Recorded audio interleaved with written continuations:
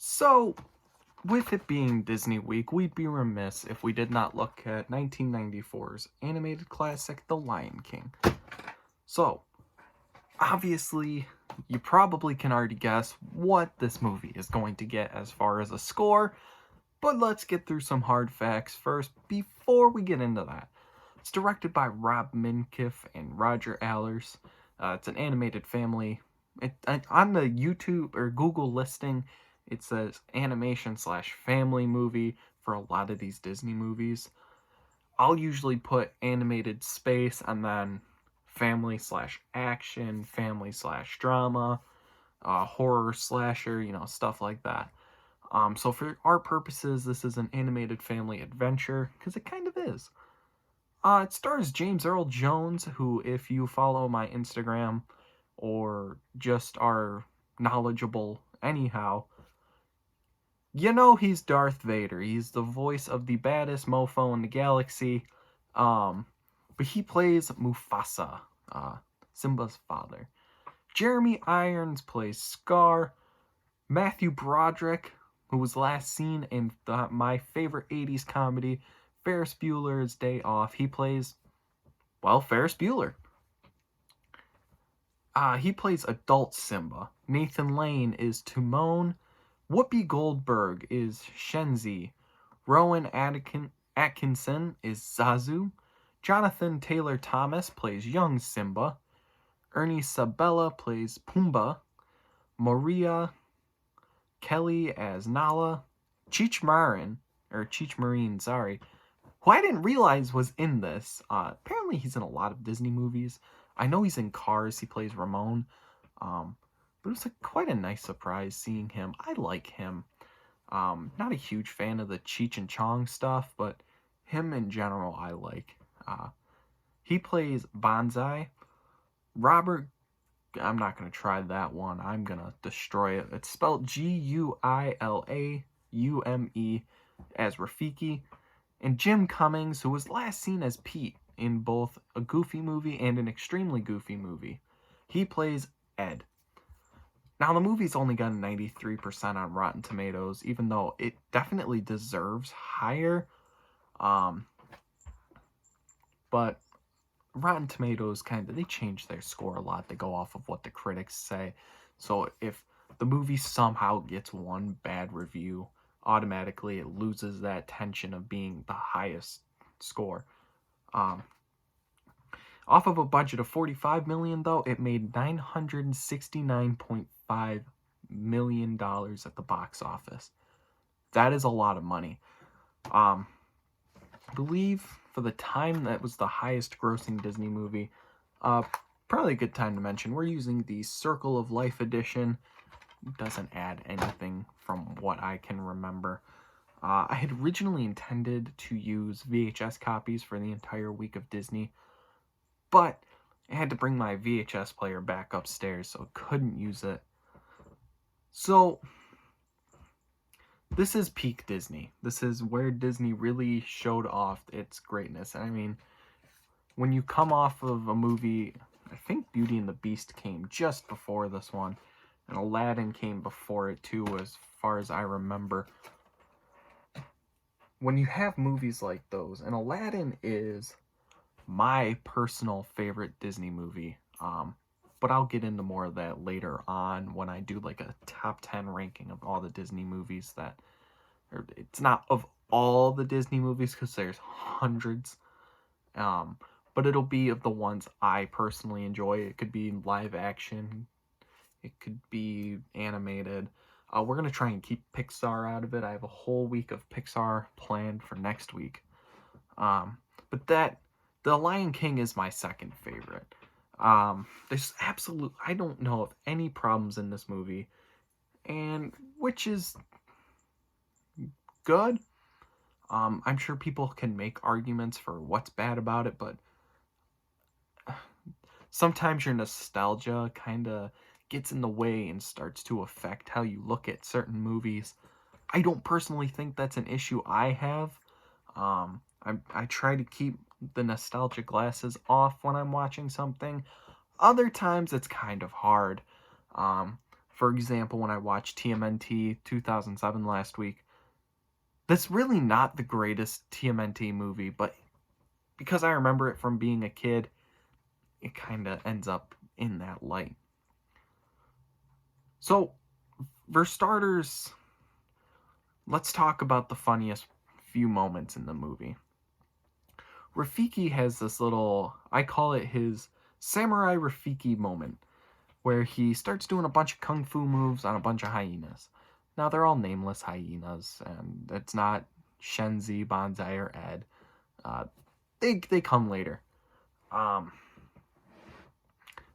that's towards the end in that final battle, which is something we talked about yesterday in the Little Mermaid video. So I'd set it up for this reason. The Little Mermaid has probably one of the lowest stake final endings of the Disney Renaissance era. Meanwhile, you've got The Lion King, which is Simba versus Scar, or Beauty and the Beast, Aladdin and Jasmine versus Jafar, or Beast versus Gaston in Beauty and the Beast, or even Hercules versus Hades. You think of those moments in your head, and you're like, hey, that's great. That's a fight. So, Scar does die, and then that sets up the movie's sequel that I don't think is very good, but I haven't watched it in several years. But that whole final battle starts with another moment that we're going to talk about, which ironically is my second favorite moment of the movie. Simba, Nala, Timon, Pumbaa, they all arrive at Pride Rock and see that it's pretty much dead. And it's destroyed. So they're trying to figure out a battle plan, and Timon says, "What do you want me to do? Dress and drag and do the hula?" And that's exactly what they do, and that kicks it all off, and it's the funniest thing on the face of the planet to me. Definitely one of the most quotable lines, too. In a movie especially filled with them. Especially, you got moments like where Zazu's in a cage and Scar's got him singing, "I've got a lovely bunch of coconuts, do-do-do-do-do-do." He says, "Sing something better." And he jumps to, "It's a small world after all." He's like, "No! Anything but that." Yes, it's an inside joke at that is probably the worst Disney and most annoying Disney song ever made, but it's also quite entertaining in my mind. I have the mind of a child, though. So, this is another very classic Disney story, one that I don't think I ever lose focus in. Especially when I watched it last night. I don't remember losing focus at all during the movie.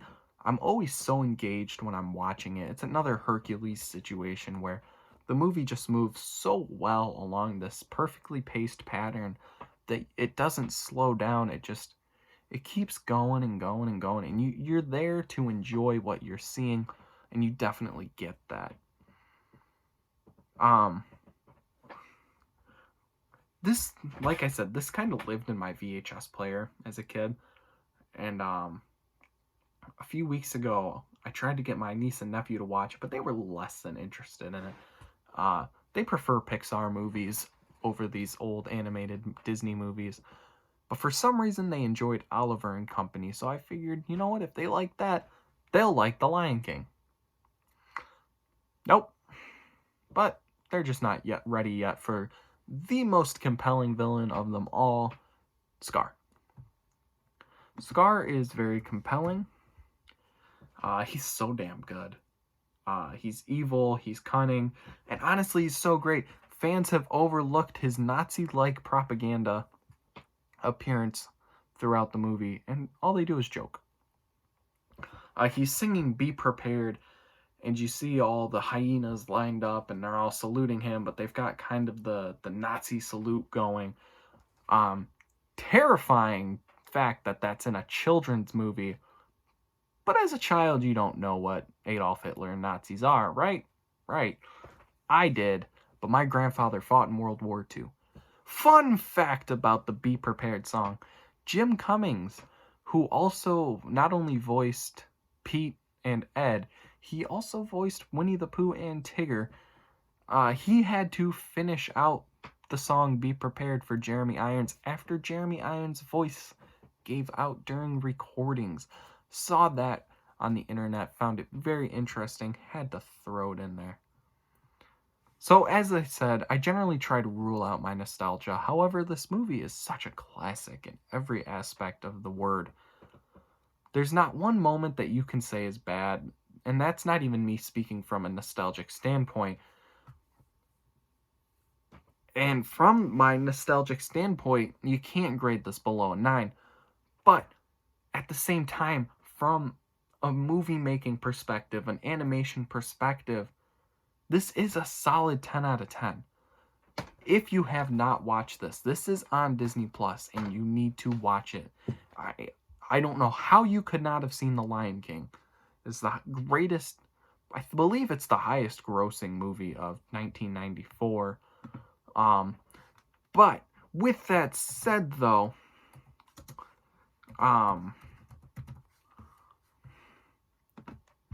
you've got, yep, highest grossing movie of 1994. Quickly Googled that for you. It beats out Forrest Gump. I didn't know that. I don't know what True Lies is. I've never seen that. But The Flintstones is number 4, so that's not bad. If you haven't seen the Flintstones movie, that's another one you should go watch, but I have no way of covering it right now. But it's funny. I believe John Goodman plays Fred Flintstone, who we're going to see John Goodman next week. I think a few times, actually. But, anyhow, there are reasons why this movie went so far.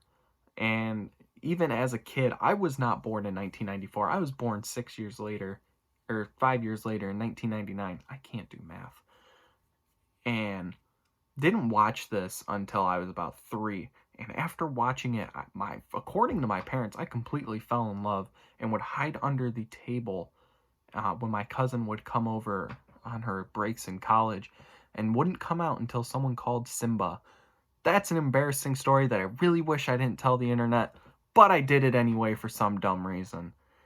So again, Disney Plus has The Lion King, it has The Lion King 2, and it has one of the better sequels of The Lion King, Lion King 1.5. If you haven't seen Lion King 1.5, you should watch it. The reason it's titled that is because it takes place kind of throughout the first Lion King, and I believe, if I haven't seen it in so long, I believe partly into Lion King 2, but I can't be sure about that. So anyway, tonight on Instagram, tomorrow on YouTube, we are talking about my favorite Disney princess film, because it's not just a Disney princess film, and we will ignore the bestiality subtext. Beauty and the Beast. I'm excited. I like that one. That's one my niece watches a lot. My nephew actually sits down and watches it with her. He really enjoys Beast and he gets super angry whenever something happens to him. It's quite a funny experience in my mind. So we have that to look forward to. I'm also, since it's Disney Week, going to talk about another one of my favorite Disney movies that often gets overlooked. The Emperor's New Groove. I'm going to talk about that today as well. Get a video out there for you. I know two videos a day for the past 2 days.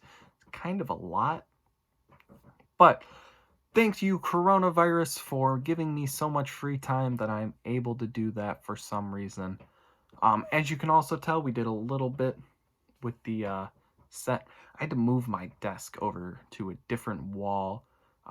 Took my dresser out of the closet, put it over where the bookshelf that my phone is currently sitting on to record this video is, and put the desk or the bookshelf on top of my desk. It doesn't look too dumb. Kind of like it. But I moved my 2 movie posters over there. So we got Friday the 13th there, Empire Strikes Back there. And I'm probably going to get one more because there's some holes I want to cover up right here on this wall. But You won't see those unless I move around the room once again. So, until The Emperor's New Groove, until Beauty and the Beast, I am Luke, and I will see you all later.